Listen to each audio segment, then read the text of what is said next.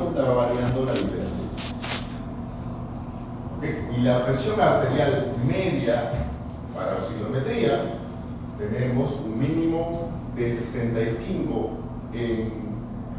en canino hasta máximo idealmente de 120 hasta 140 variando en el rango, y felino el máximo igual que el canino pero muy similar, pero en media mínimo de 70 es lo que se busca idealmente. ¿Y cómo lo vamos a ver? Bueno, lo vamos a ver, ya les expliqué cómo se ve en el monitor, se ve exactamente de esta manera. De ahí viene la pulsioximetría, ¿no? Que nos va a dar la frecuencia de pulso, que tiene que ser muy similar en un paciente sin ningún tipo de fármaco, muy similar a la frecuencia cardíaca, y también la saturación de oxígeno. Esto de aquí se evalúa en un paciente usualmente en recumbencia lateral, que es la sonda sismográfica. Esto lo vamos a ver en la parte de monitoreo. Pero a veces cuando ponemos el slip en un paciente despierto, es bien difícil para empezar, ¿no? Se mueve, porque tiene que estar en una cosa clara. Se mueve, se cae, no se deja en el labio, no se deja en la oreja, no lee porque tiene movimiento oscuro. Es un poco complicado, pero siempre igual hay que intentarlo. Ya cuando están anestesiados o un paciente que colabore básicamente en colocarlo despierto, se le coloca y se le toman las medidas. En un paciente que no colabora, no inicia luchando. O sea, ya se toma cuando ya se da anestesia. La temperatura también nos puede dar indicativos de su estado febril o no está en estado febril, ¿no? Y bueno, ese sería básicamente lo que tenemos que hacer en una evaluación preanestesia. Ahora vamos a ver ciertas consideraciones que debemos tener. Y en una de ellas tenemos que variar según incluso el estado biológico, ¿no? Paciente geronte, muy geronte, y el cráneo de un rectofálico. Aquí, por ejemplo, voy a tener ciertas consideraciones. Estas de aquí ya hemos hablado, ¿no? De un cambio metabólico, por más que salga sano, entre comillas, o compensado en los exámenes complementarios, ya vemos que el paciente es geronte. Entonces, sabemos que por la clase anterior no hay cambios internos o propios del paciente que le hacen por eso usar menores dosis o fármacos con un mejor metabolismo. Y en un paciente con ese cráneo, que es en un PUC, ¿qué consideraciones ustedes creen que deberíamos tener previamente antes de anestesiar? El paciente salió bien en su examen, pero tiene ese cráneo. Vías respiratorias es una de ellas, importantísimo, de hecho, tanto antes de anestesiarlo e incluso anestesiándolo también. Y lo más llamativo, ¿no? La capacidad de poder respirar es totalmente disminuida, incluso menor a la de ese viejito, de todo. Estos son algunos factores intrínsecos que se puede tener. La raza, la edad, condición corporal del paciente de salud, cómo puede variar el compartimiento del tejido graso en las anestesias, si es agresivo o no. El paciente agresivo puede liberar mucho más catecolaminas, mucho más norepinefrina, por lo cual son difíciles de caer si es que eliges baja dosis a comparación de un paciente más tranquilo, o más tendencia a tener delirios, ¿no? En ciertas combinaciones de fármacos, como la lechazepina. Está recomendado en pacientes que sean, por ejemplo, muy agresivos. Pero también todo depende del caso. No se centren también en que, midazolam es agresivo, no me pongo. Pero de repente es un paciente muy viejo que el midazolam sí le va a ir bien al corazón. No se centren. Idealmente no es mi primera opción, pero ya puedo ir descartando fármacos según lo que necesito. Este es un cuadro en donde se puede resumir cada uno con sus razas, todo tipo de problemas que pueden tener. Lo tienen ahí en su diapositiva. Así que podrán dar una lectura, es importante a eso para tener cada una de las precauciones que podemos tener con las diferentes razas, ¿no? Están los bulldog, los lebreles, ¿no? Los perros pastores, los razatoy, el boxer como tal también está en un paréntesis, y el Doberman Pinscher también tiene ciertas consideraciones que debemos tener. No significa que vaya a pasar al 100%. Esto de aquí nos dice Ojo, ten cuidado con este fármaco, ve con precaución porque puede causar ciertos cambios hemodinámicos o el paciente no lo puede metabolizar de manera correcta. Por ejemplo, el coli. Hay una gama de fármacos en los cuales a los que son coli tal vez debemos tenerlos con mucha precaución. El estado clínico del paciente, si está compensado o no descompensado, ¿no? Por ejemplo, en las imágenes, paciente amigable, que viene buen peso corporal, joven, está joven o peronte, pero que está amigable, eso funciona bien, es un paciente compensado.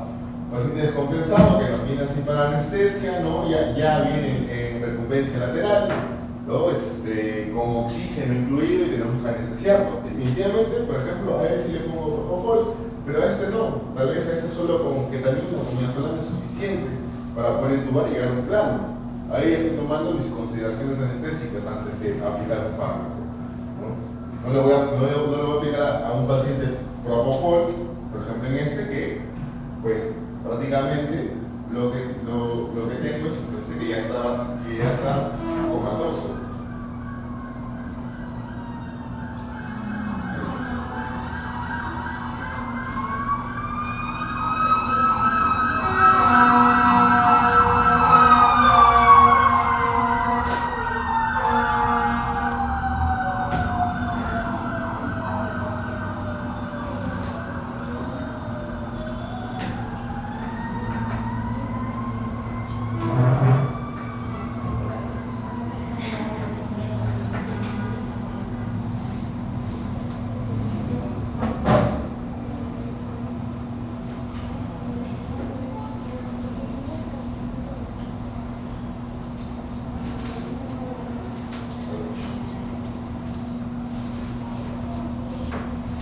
Factores que estén haciendo, porque también es importante no solo ver al paciente, sino ver lo que vamos a hacer el paciente, quién va a cuidar al paciente, ¿no? Es importante también ver lo que hay afuera, ¿no? Propio paciente. Importante, tipos de dueños. Actualmente, los dueños pueden llegar a ser muy invasivos en el momento de cualquier procedimiento, sea sencillo o complejo.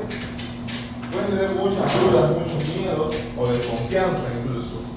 En lo personal, si yo veo que el dueño no confía en lo que voy a hacer, le digo, si no confías, puedes ir a otro lado. No pasa nada. Es lo que les recomiendo. Cuando ya se gradúen y ejerzan la carrera, si ven que el dueño tiene muchas negativas a querer trabajar con ustedes, lo mejor es dejarlo de lado. Ya ven dado otro que van a trabajar. Personal, si yo digo, ¿no confías? No tanto. Ya si es cirugía electiva o urgente, claro que sí, ¿no? Para ver que el paciente, primero, acceso a exámenes, no se le pudo hacer porque es una cirugía de emergencia o de urgencia, ¿no? Si es que podemos programarla, compensar al paciente, no lo podemos compensar, todo eso también influye dentro del paciente. La experiencia de cirujano, ¿no? También es importantísimo, tanto como la experiencia, mi propia experiencia, estos dos manos de la mano, porque sé, o yo conozco cirujanos que hacen un VH en 10 minutos, que hacen una esterectomía en 15 minutos, 20 minutos, y a veces un cirujano más recién graduado, puede que se demore pues, un poco más, que haga más estímulo. Hay cirujanos que estimulan mucho, ¿no? Hacen mucha tracción, hacen mucho estímulo, ahí tengo que anestesiar más al paciente o profundizarlo más para evitar reacciones vagales, por ejemplo, ¿no? Y sé que hay cirujanos que son muy delicados al tocar, que tienen mucha delicadez, entonces el estímulo va a ser menor y pues tengo igual es conocer, ¿no? Yo por los cirujanos que trabajo con varios, porque no es que vaya a un solo centro, sino diferentes, entonces ya los conozco cuando me cruzo y digo, bueno, él va a operar, ya sé cómo trabaja. Y cuando es nuevo, usualmente te da la explicativa, si es nuevo, bueno, en así se le pagan por horas, así que se mueve lo que quiere demorarse, entonces no pasa nada. ¿No? Bueno, también mi experiencia que influye bastante en ciertos procedimientos, ¿no? Y la rapidez que puede tener reaccionar, ¿no? Tal vez mi yo hace 5 años, que no hacía o era poco común que haga la cirugía que más hago ahorita es oncología y neurocirugía, pues ya tengo 2 años haciéndolo todos los días, entonces es diferente a algo pues, yo hace 2 años que tuve sufrí un montón al principio y ahora pues ya tengo la experiencia de esto va a pasar, esto va a suceder. Factores económicos también es importante y tenerlo en cuenta también, porque vale la pena anestesiarse al paciente, y eso no solo marca para anestesia, sino para cuando tengan ustedes como médicos, ¿no? El paciente va a colaborar, el dueño va a colaborar, ¿no? Va a poder invertir en los gastos post, vale la pena operar a este paciente, vale la pena anestesiarse al paciente, porque no solo acaba la cirugía, la anestesia no solo acaba ahí, sino acaba el post, ¿no? El paciente el dueño va a poder correr con los gastos postquirúrgicos de tratamiento de una semana, ventilación mecánica por 2 días, ¿va a poder correr con esos gastos? No, no va a poder. No va a poder, no vale la pena pues estresarse, tal vez hacer sufrir al paciente más normal. Eso también es algo que tener bastante en cuenta, porque no podemos asumir gastos todo el tiempo. A veces yo asumo ciertos gastos por mi cuenta, no lo digo, trato de, pero hay fármacos que son muy costosos, difíciles de encontrar. Entonces ahí hay que poner la balanza también, ¿no? ¿Cuándo decir que sí? ¿Cuándo decir que no? Tampoco significa que digan que no. No hay límite a veces.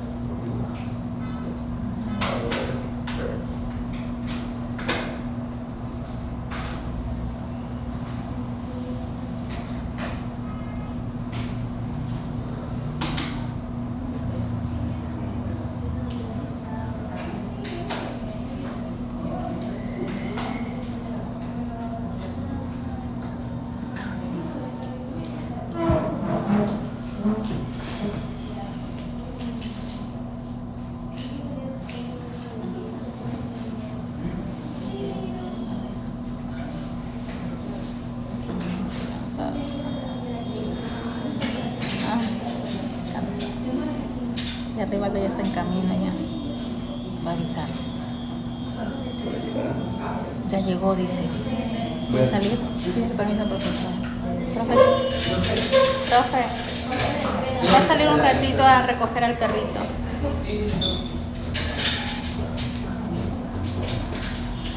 El ayuno preanestésico, bueno, ¿por qué mandamos primero al paciente? Justo acá lo dice, para evitar una neumonización. Cuando medicamos a un paciente, relajamos muchos esfínteres o causamos hipermovilidad debido a la comunicación que usa. Entonces, esto puede llevar al paciente vomite, ¿no? Algo afavorista, porque claro de ellos son vómitos bastante claro que si el fármaco, las agonistas tienen mucha tendencia a los alumnos. Morfina, otro fármaco de causa náuseas y vómitos, y la combinación de ambos, potente analgésico y sedante, pero se va a causar un paciente de vómito. Entonces, si te encontramos con un paciente con el estómago lleno, así como tal también se lentece el bloqueo que tiene la epiglotis, se entorpece. ¿Y a qué nos lleva esto? Bueno, que haga una transpiración muy común o muy fácil de encontrar en pacientes encefálicos. Los bulldog, los French, los Frenchies, los bulldog inglés, tienen un vaciado gástrico mucho lento, mucho normal. Bueno, otro tipo de raza, otro tipo de raza, y que tal vez se tenga que tener en cuenta con el tipo de ayuno. ¿Sí? ¿Qué pasa si es que tengo que intubar? Porque han pasado 12 meses, el paciente va a vomitar, pues lo que hago es esta maniobra que es presionando la cricoides, tratando de apretar, porque uno se hago una inducción rápida, es muy similar, y acá la están haciendo de hecho, ¿no? Voy a intubar al paciente de manera rápida, entonces ya presiono el esófago, ¿no? Los cartílagos cricoides presionó el esófago para evitar que el vómito salga o no salga tan rápido. Voy a intubar y de ahí ya que vomite porque tengo la vía aérea que está el contenido. Como esta imagen. El paciente que va a operar de emergencia, obviamente no voy a ver un ayuno. No, definitivamente no hay un ayuno. Y por ejemplo, una torsión bulogástrica que está lleno de contenido, soy consciente de que el paciente tiene mucho líquido a nivel dentro del estómago. Entonces sé que tengo que intubar rápido, tener cuidado con eso, porque probablemente vaya a salir secreciones. Y justo pasa esto en este video. El vómito de secreción, incluso ya lo había sondeado el tubos en otro lado, igual lo sondeamos porque sabía que había mucho líquido, pero igual el vómito salía por los costados, ¿no? Entonces acá sí tenemos que tener en cuenta, y acá está la sonda que está para drenar el estómago, porque se había girado el estómago, entonces tener eso en cuenta, ¿no? Y me tuve rápido para tener la vía aérea previa. Entonces aquí, por ejemplo, un pequeño cuadro que ya lo tienen ustedes, que puede que el ayuno varía pues según la raza, según el peso y la edad también, ¿no? Y acá está el perro y gato, los ayunos que podemos tener, porque no es lo mismo mandar en ayuno a un paciente de 20 kilos como un Yorkie que pesa 3,5 kilos, ¿no? A los más chiquitos le damos un ayuno mucho más corto, a los más jóvenes, más cortito incluso. Siendo acá los cachorros y lactantes, que no tienen restricción de líquidos, y siendo los cachorros siendo un pienso húmedo de 3 a 4 horas. En cambio, los lactantes solo lo hacemos de 3 a 4 horas de leche materna, o sea, antes de entrar a cirugía. Los braquicefálicos varían en comparación tal vez de otras razas, porque yo no personal le mando hasta 12 horas, porque tenía un vaciado gástrico muy lento. Es una predisposición genética, que es por el síndrome braquicefálico, ¿no? ¿Han escuchado de ese término? Todos los braquicefálicos tienen síndrome braquicefálico. Cada uno de ellos tiene grados diferentes que puedan presentarse. Y los problemas digestivos es algo muy común en este tipo de pacientes. Y los razonamientos también tienen ciertas variaciones, ¿no? Y consideración, bueno, solo hay uno que debe ser en este caso. Ahora vemos la clasificación de riesgo que había mencionado, el ASA, que básicamente nos intenta poner en categorías, tener en cuenta de manera rápida, como una especie de triaje. ¿Se acuerdan la palabra de triaje? Entonces nos van a decir si tiene buen pronóstico, si tiene mal pronóstico o pésimo pronóstico. Entonces este cuadro lo abarca en categorías del 1 al 5, inclusive hasta la N en algunos casos, según algunos libros que van a encontrar. Y entre vaya subiendo el número, el paciente está más crítico. Tiene un pronóstico mucho peor. Y estas son las que se ven en clasificación de ASA. Tenemos empieza en ASA 1, lo que se le ha pedido a ustedes en todo momento, ¿no? Ausencia de alteraciones orgánicas y fisiológicas, jóvenes usualmente, ¿no? Bioquímicas o sistémicas, que la función renal esté bien y que a través de dispositivos imágenes también se muestre dentro de lo normal. Ojo, un paciente está totalmente sano. Ese es, bueno, ¿con qué cirugía que estos pacientes? Son enfermedades programadas, ¿no? OVH, castraciones, estetomía, radiografía, profilaxis, una enfermedad renal no tan avanzada, claro. Y tenemos el ASA2. El ASA2 son enfermedades sistémicas leves o moderadas que no presentan algún tipo de signo todavía. Por ejemplo, los gerontes automáticamente son ASA2. No tienen ninguna enfermedad todavía, ¿sí? Pero ya tienen cambios fisiológicos que no cumplen con esa norma de un ASA1. ¿Okay? Usualmente un geronte que entra a OVH, más que todo por un descuido, si entra a OVH porque tiene biometros, que es la estadística. Entonces, ya no es una cirugía normal, ya no es una OVH normal, ¿no? No es una OVH programada, es otro tipo de paciente. ¿Qué raza, qué paciente también entraría en ASA2 sin presentar alguna patología?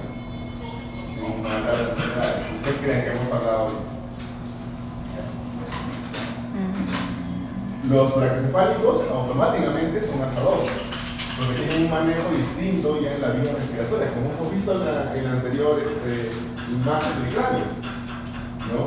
No tienen una enfermedad sistémica notable, pero ya tienen cambios anatómicos que lo condicionan a este paciente a tener mucho cuidado. El joven de cualquier edad, sea braquicefálico, es automáticamente ASA2.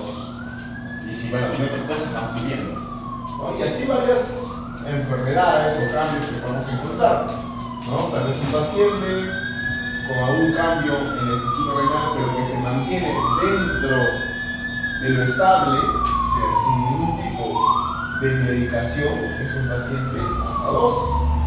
Paciente cardiológico, vas a escuchar. AQB1, que significa un paciente que tiene alteración en las válvulas mitrales, en alguna de las válvulas, o tricúspide, pero que no necesita medicación. O sea, tiene una patología que le afecta a nivel sistémico, pero no tiene signos clínicos, porque no tiene ni soplo y no tiene tampoco, y por lo cual no necesita medicación. Su presión arterial está en todo normal. ¿Qué diagnóstico sería? Sería un asa 2, ¿no? Entonces, pacientes que tienen enfermedades posiblemente crónicas que no presentan signos y no necesitan una medicación para estar compensados. ¿Sí? Muchos renales, muchos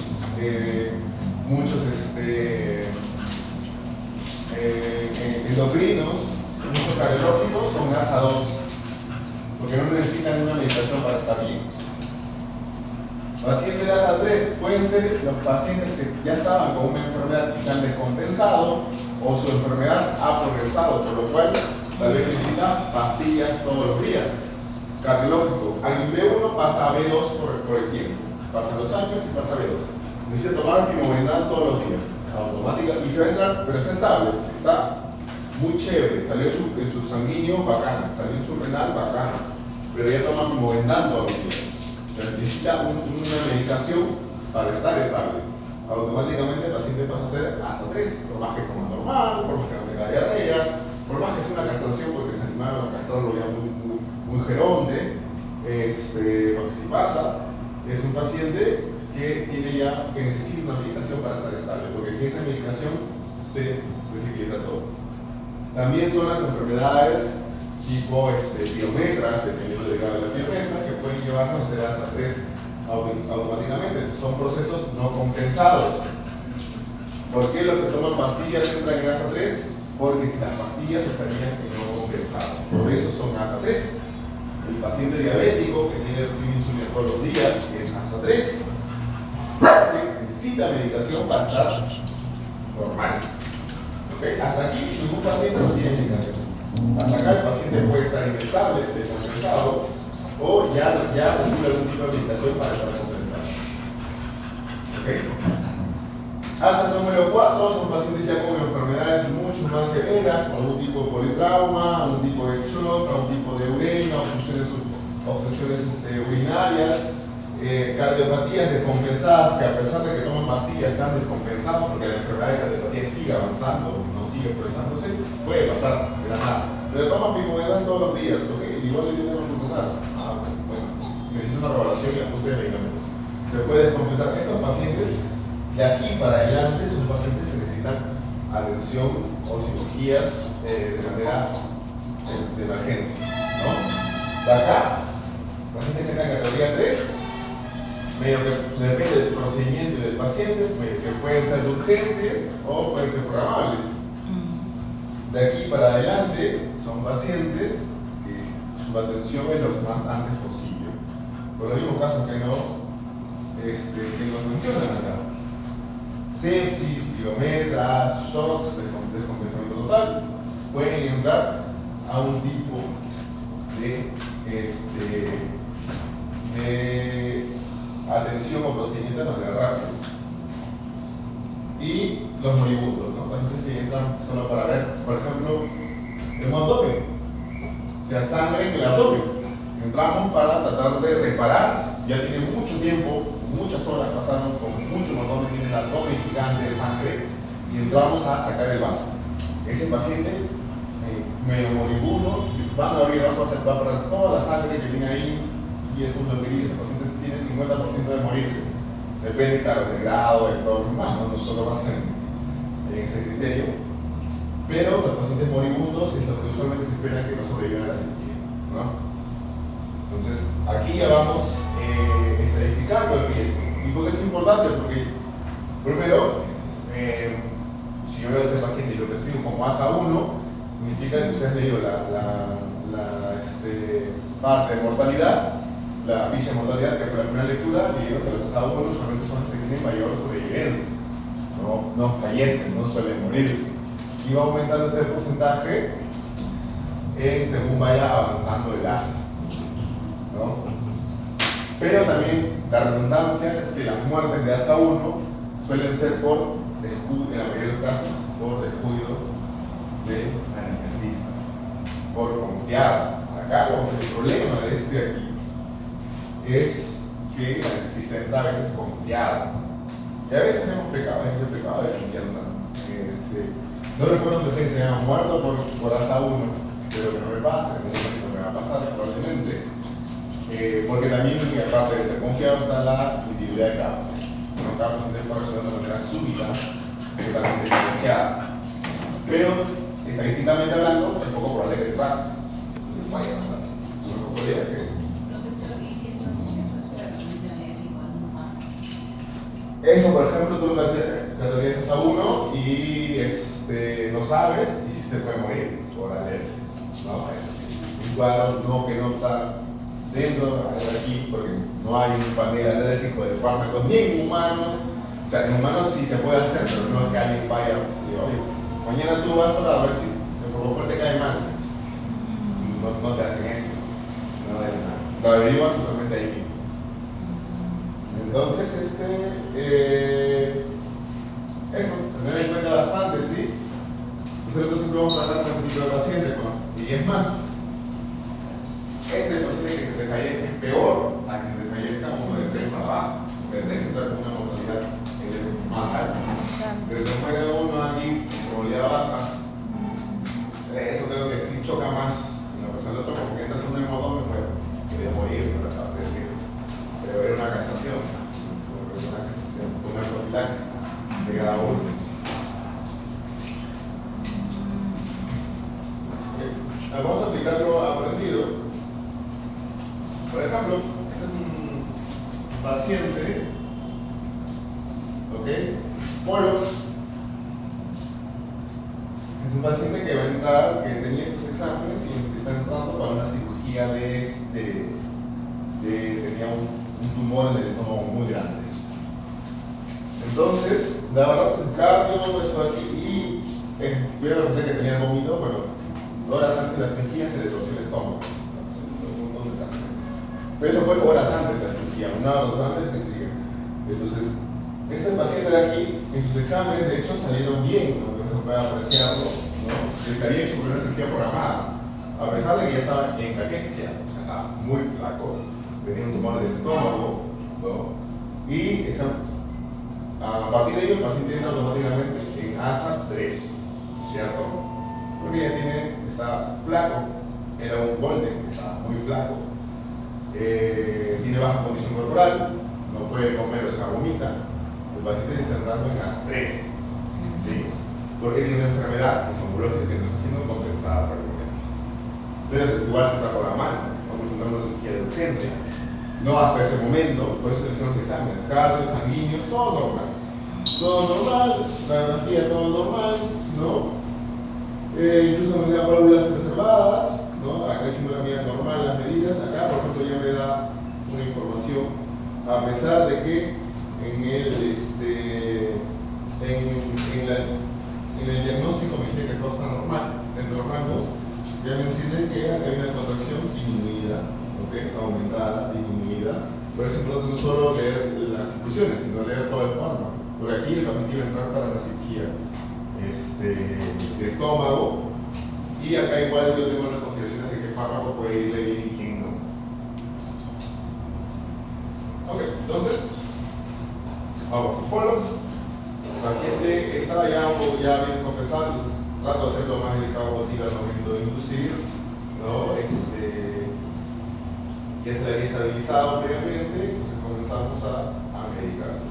Tampoco es que torsión gástrica no significa que vaya a entrar a cirugía urgente, no, dilatación muscular no significa que vaya a entrar a cirugía. Lo primero que se hace es estabilizarlo previamente con infusiones de lidocaína, sondeando al paciente previamente, ¿no? Entonces se trata, no es que hay varias cirugías que no hay que entrar, son pocas las cuales que no se entrar ahorita así como hay otras que primero hay un manejo previo antes de entrar a cirugía.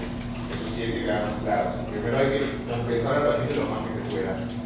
Entonces, bueno, ya comenzamos a sedar al paciente, porque le daban a ver que es un hermoso gol, bien grande, la verdad, le daban a ver su condición corporal, cómo estaba para el tacho.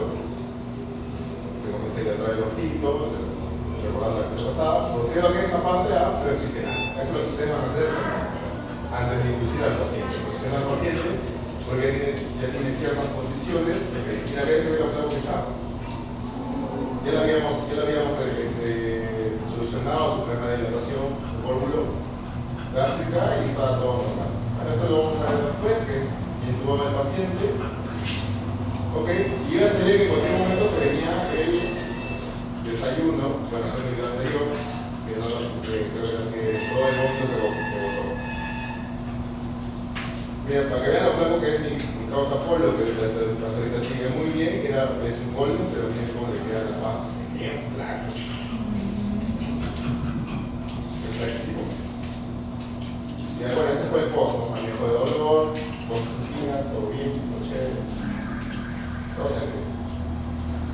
Este es un caso que me encanta bastante, porque me llaman para salir justo de la sede de Villa, me escriben, voy a llevar una cesárea y me dicen para este paciente, que es tapujo, que tiene estas conclusiones.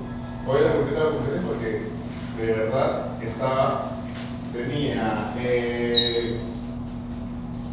muy bien, tenía diámetro diastólico y sistólico del ventículo izquierdo conservado, o sea, el tamaño del corazón está en lo normal, tenía función diastólica y sistólica conservada, tanto la sístole y el corazón, nada normal, tenía espesor de circuito ventricular conservado en diástole, espesor de pared del ventrículo izquierdo conservado, hasta que todo conservado, hasta que comienza, yo leo conservado, y leo presencia de conducto arterioso, división derecha-izquierda, función de placa de salida del ventrículo izquierdo, estenosis aórtica y comunicación interventricular y septoso membranoso. O sea, este paciente a nivel de circulación estaba totalmente bien, ¿no? El perrito jadeaba porque estaba a punto de parir, pero es un PUC, así que no puede parir naturalmente para el cesárea, cuando hacemos la cesárea para que puedan tener cría.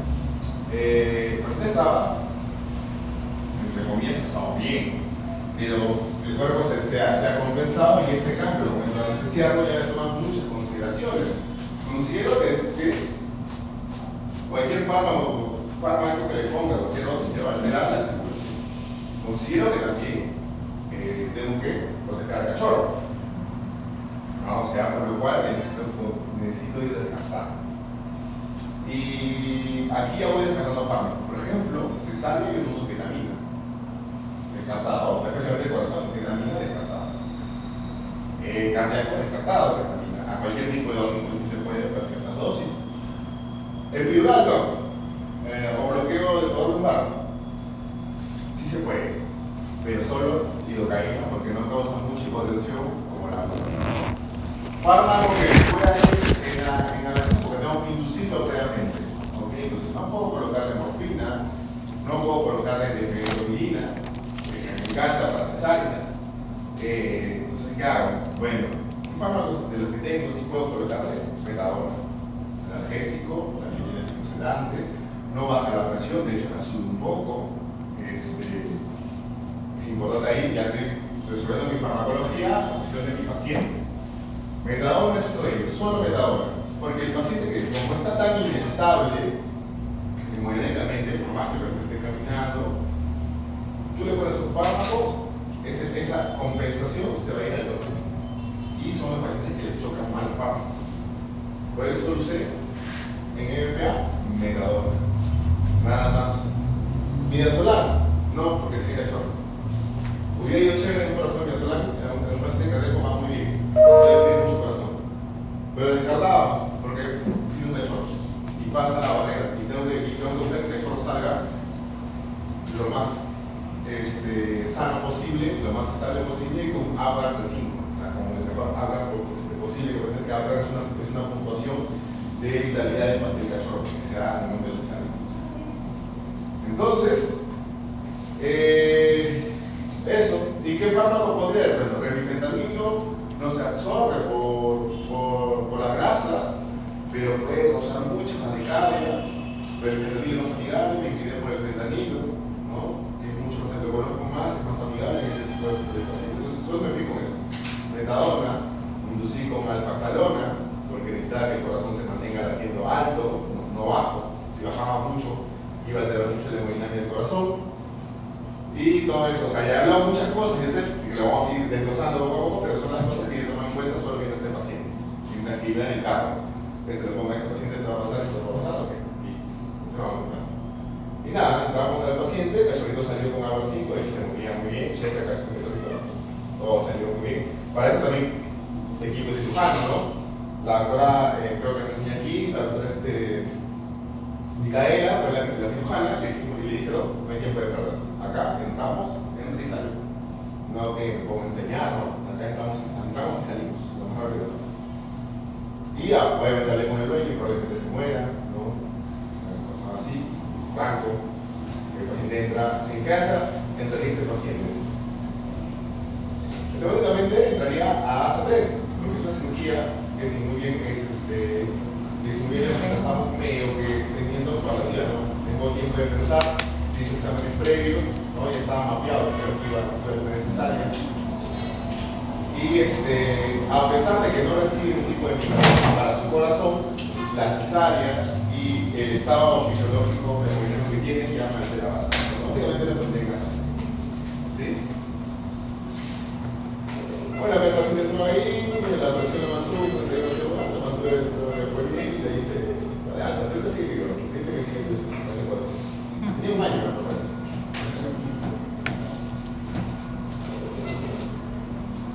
Este fue el escanógrafo, por ejemplo, lo que trató ahí es yo tener una impresión correcta, ¿no? Y mantener lo más estable posible. Un tipo de compresión más, entonces teniendo en cuenta esto, a este aquí, cachorrito, Frenchy, ¿qué hace serio? Asados. Profe, y para una border collie, para una cesárea, ¿cómo la anestesia? ¿Qué medicamentos se usarían? Para una border collie, cuando tiene que ser un asa 2 si pensamos, ¿no? Por su gen. Por ejemplo, con él usaría de remifentanilo o fentanilo como analgésico. Inducción de metonina nada más. Y haría epidural.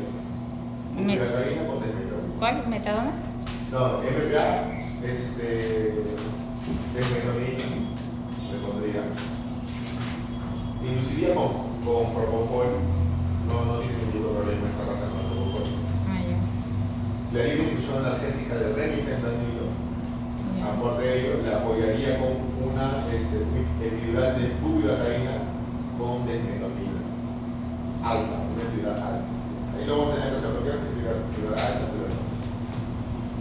Bueno, en caso que no tuviera un ecógrafo, tengo un ecógrafo, le haría un bloqueo del cuadro lumbar con bupivacaína. Y con si tuviera un ecógrafo. Es lo de ahora, se hace, son bloqueos. Ya el epidural se está quedando atrás. Pero si no tengo nada, no es que no pasa nada. Hago epidural. Y aquí lo importante con esta raza, por ejemplo el collie y una cesárea, es bien raro que es cesárea, solo tienen pared por sí solo. Los pacientes grandes no necesitan cesárea. Creo que tienen el síndrome del cachorro único, que tienen pocos cachorros, puede que sí necesiten cesárea.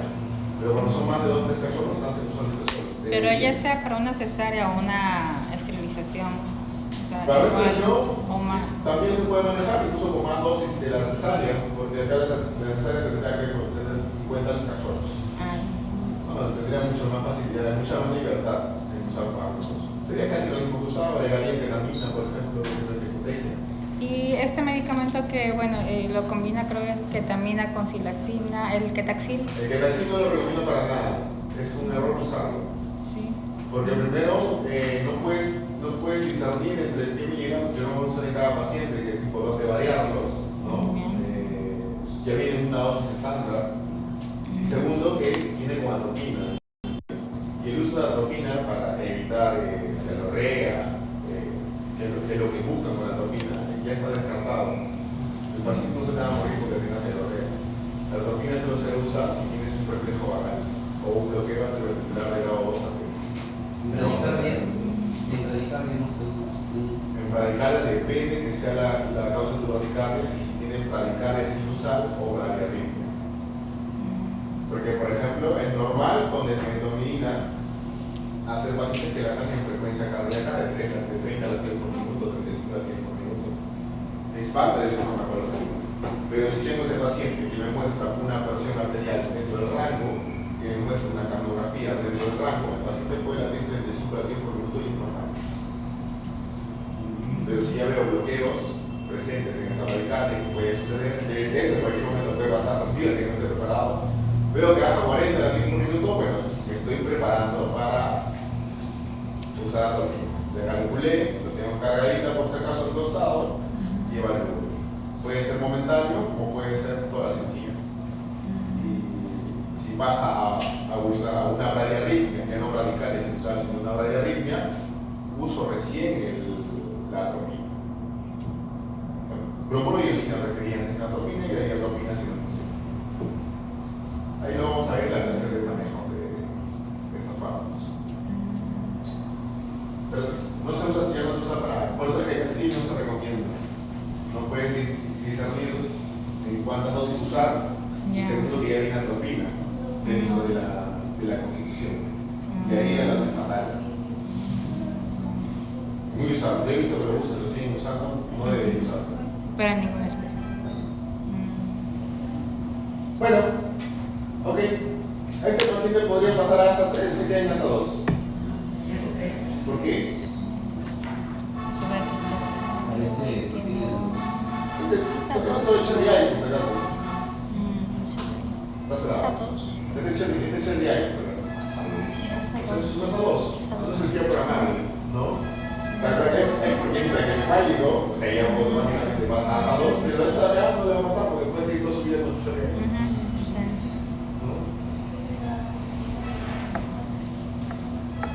Este paciente de aquí, una cirugía que me encanta, que hice ya hace un par de años, es una categoría hipocondríaco. Es un gerote, o una historia. O sea, hay que ver no solo el contexto del paciente salió, que me dicen, miren lo que queremos retirar. ¿Qué tiene? Un tumor grande. Y aparte de eso, hay que tener también un poquito observar. ¿Qué sería difícil hacer con este paciente? Viendo la ubicación del tumor. La intubación. Ahí había desplazamiento del tracto. Yo tengo un factor más agregado. La intubación es un factor ahí importantísimo, ¿no?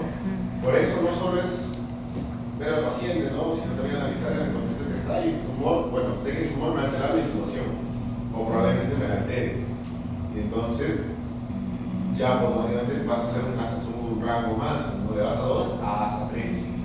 ¿No? Por más que el tumor no le esté haciendo nada, por más que el paciente esté comiendo, sabemos que el tumor te puede dificultar algún tipo de, en algún momento de anestesia, más de lo que ya solía ser. Y bueno, probablemente es un tumor de tiroides, así que endocrinamente no está estable. Endocrinológicamente no está estable. Este de aquí es un perdigón dentro de la médula, la primera neurocirugía que hice, de hecho. Año 2022. Del 4 al 14. Así se va. 4 años. La primera neuro que hice. Me encanta este caso. Un perdigón dentro del canal cerebral. Un perrito, ¿no? De disparar. ¿Qué hace Andrés? ¿Qué hace salir? La tarea es porque primero el paciente no estaba estable, íbamos a entrar un procedimiento a alto riesgo y quizá una oclusión, ¿no? Pero el paciente movía su cola, o sea, estaba normal, estaba tranquilo. Pero teníamos esto que causaba mucho dolor. Bastante dolor, que bueno, lo dejaba parapléjico, acá para acá. Por el perrito, hasta donde sé que ahí pasó, pero tienes que superar. ¿Quién es el paciente? Estos son los típicos empalados. Es ASA 4. No sabemos qué va a pasar, ¿no? No, porque bien vemos entrada, pero no vemos salida. Así que al retirar, por acá pasan cosas importantes, ¿no? Atrás de la columna, siempre está la aorta también por ahí, carótida también. ¿Cómo hace para intubar en un caso así? Hace el crico. No por el cuello. cuello recién ya sacas serología, sangre, todo lo demás, ¿no? Primero maneja el dolor, eso es manejar el dolor y estabilizar la presión. Detener la hemorragia también para que no haya falsa vía. Eso va a tener hemorragia de todas maneras, ya tiene una activa, si te das cuenta, pero vas a empeorar la hemorragia cuando quites el cuerpo extraño.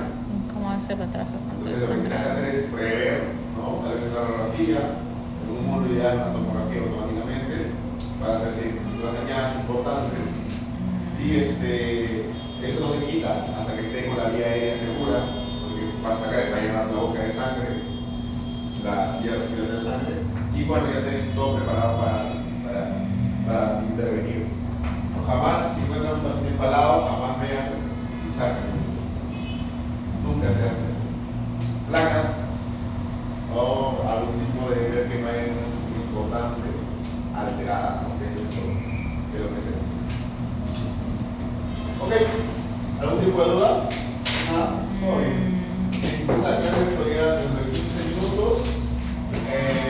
Hubiéramos hablado con carga de patología clínica dentro de las charlas que una vez la evaluación de algunos exámenes, ¿no? Es un pequeño, no voy a hacer la clase como tal porque como que medio lo voy a hablar y no me van a entender. Pero es lo que yo evaluaría, por ejemplo, con la implicancia farmacológica de exámenes sanguíneos, ¿no? De la disminución del hematocrito, de la LT elevado, creatinina elevada, hasta el potasio y plaquetas. ¿Qué consideraciones debería tener al momento de usar, de aplicar estos fármacos? ¿Sí? Bueno, hay patología química y van a poder entender esto aquí relacionado con su anestesia y poder ver por qué pedimos anestesia química, por qué se pide. Y esta es la razón por la cual pedimos.